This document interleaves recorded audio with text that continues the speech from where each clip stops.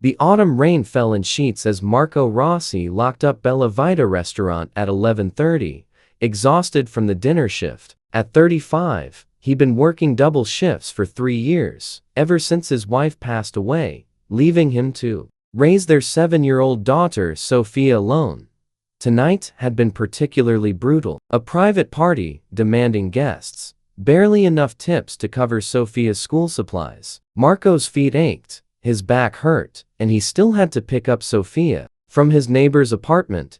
He was pulling up his collar against the rain when he heard it. A sound that didn't belong in the empty street. Crying. Marco turned and saw her sitting on the wet pavement near a storefront, knees pulled to her chest. A young woman, maybe mid-20s, in an elegant cream dress, now soaked through mascara, running down her face. No coat, no umbrella, completely drenched.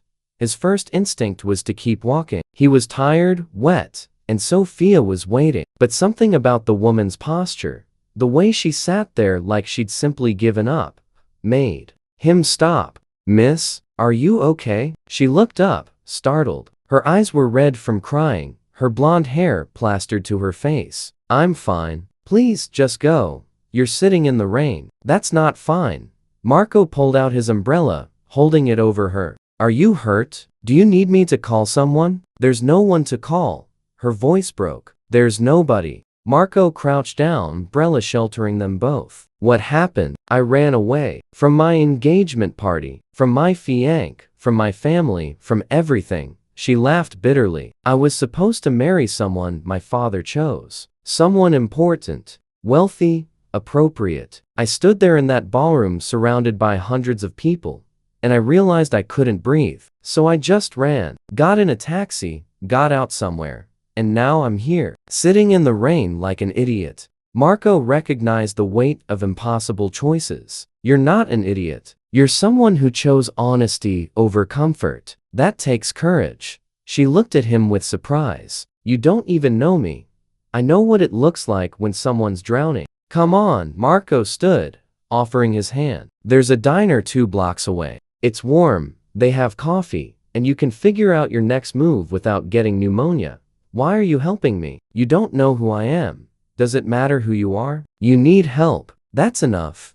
After a moment, she took his hand. Marco helped her up, and they walked through the rain, his umbrella keeping them mostly dry. She didn't speak, but she didn't let go of his hand either. The diner was nearly empty. Marco ordered coffee and soup for both of them, waving away her protest. "I have a daughter. I can't leave someone's daughter sitting in the rain. Your parents might be driving you crazy, but they're probably worried. They're probably furious." She corrected. "I embarrassed them. Ran out on the wedding alliance they'd been planning for months."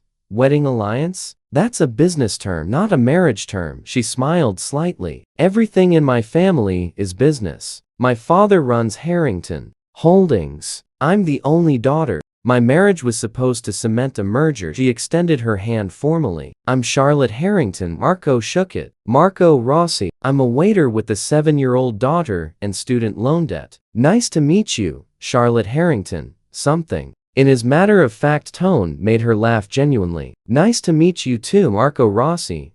They talked while the rain continued outside. Charlotte told him about growing up in a world of expectations, about a controlling father who measured her worth in stock prices, about a fiancé who saw her as an acquisition. Marco told her about Sophia, about losing his wife to cancer, about working himself to exhaustion to give his daughter a stable life.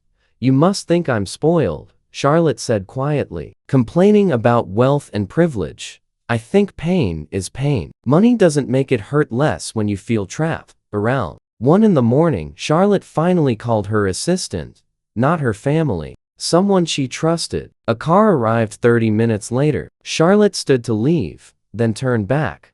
"Thank you, Marco, for seeing me." Not Charlotte Harrington, the heiress, just someone who needed help.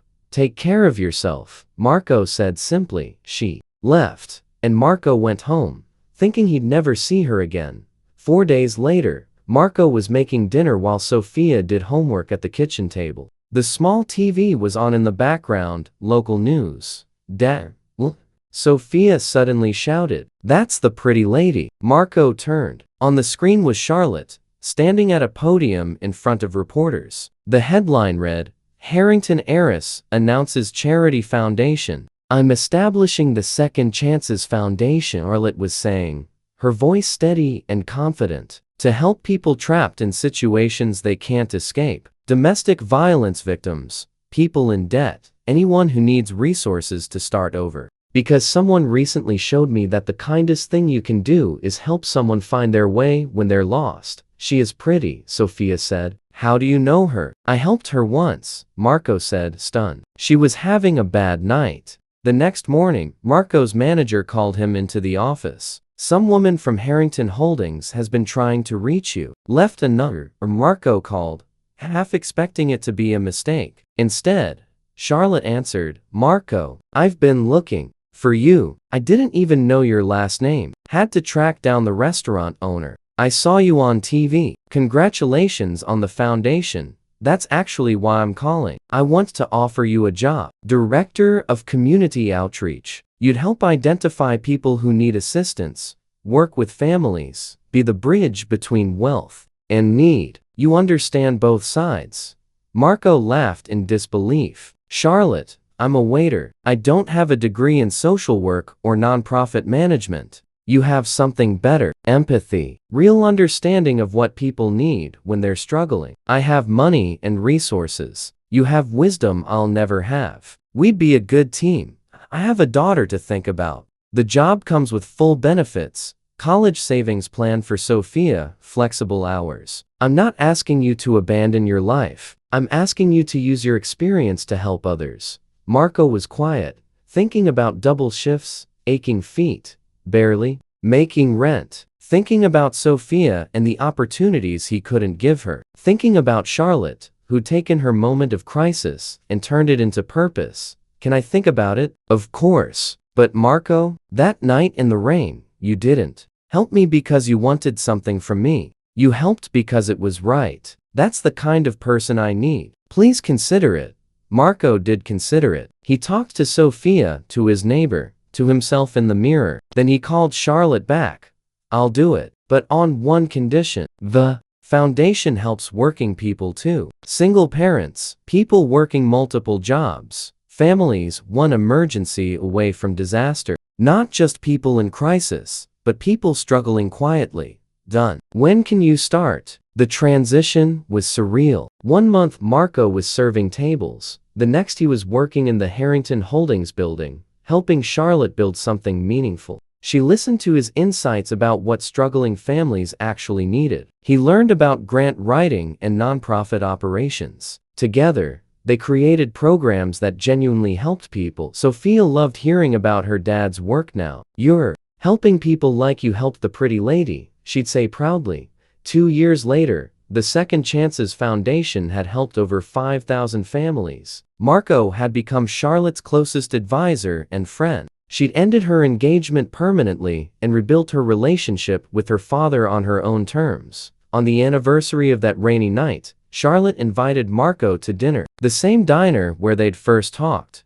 "Remember when you found me sitting in the rain?" she asked. "You looked like the world had ended." It felt like it had. But really, it was just beginning. Charlotte reached across the table, taking his hand. "You saved me that night. Not because I was in danger, but because you reminded me that kindness still exists. That people still see people, not just status or money." Marco squeezed her hand. "You saved me too. Gave me purpose beyond just surviving. Gave Sophia a future beyond just getting by."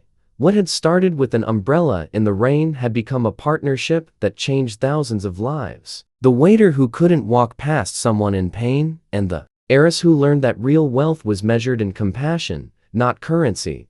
"Thank you for stopping," Charlotte said softly. "Thank you for sitting in the rain," Marco replied with a smile. If this story touched your heart, please like, share, and subscribe for more tales of kindness and transformation. Comment below about a time a stranger's compassion changed your path.